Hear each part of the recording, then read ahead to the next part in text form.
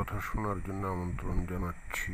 বিষয় হচ্ছে যে আমাদের মহানবী, উনি যে শুধুমাত্র যে নবী ছিলেন তা না, উনি ছিলেন দুনিয়ার সবচেয়ে সেরা ডাক্তার, অর্থাৎ চিকিৎসাবিদ। অনেকটা যেমন কোরআন হাদিস পড়ে বর্তমানে কাজী ইব্রাহিম যিনি ওয়াজ করেন, তিনিও দাবি করেন যে উনি একজন বিশাল ডাক্তার, মেডিকেল কলেজে না গিয়েই।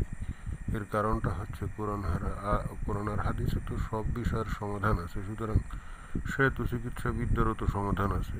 অসুখ বিসুখ হলে কী করতে হবে না হবে, এই সমস্যার সমাধান থাকবে না? অবশ্যই আছে। তো আমাদের নবী নিজে একবার কিন্তু চিকিৎসা করেছিলেন, একবার না আসলে একবার করেছিলেন, সেটা এখানে দেখা যাচ্ছে। অবশ্যই উনি আরও অনেক চিকিৎসাই করেছিলেন। তো সেটা হচ্ছে যে তাওহীদ পাবলিকেশনস প্রকাশিত সুনান ইবনে মাজা অধ্যায় 25 চিকিৎসা অধ্যায়, ওখানে হাদিসটা হলো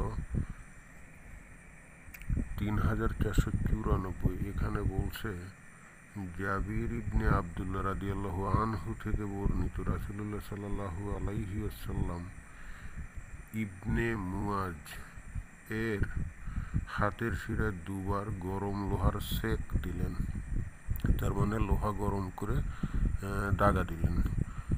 এর থেকে কি প্রমাণিত হচ্ছে?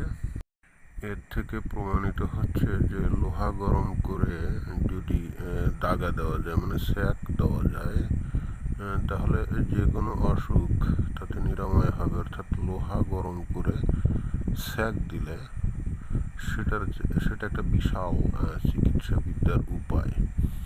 এবং একই সঙ্গে আরও একটা বিষয় জানা গেল যে যেহেতু নবী রসুল এটা করেছিলেন, সুতরাং এর চাইতে সেরা চিকিৎসার হয় না, এবং উনি যে একজন দক্ষ চিকিৎসক ছিলেন সেটাও কিন্তু এখান থেকে জানা গেল।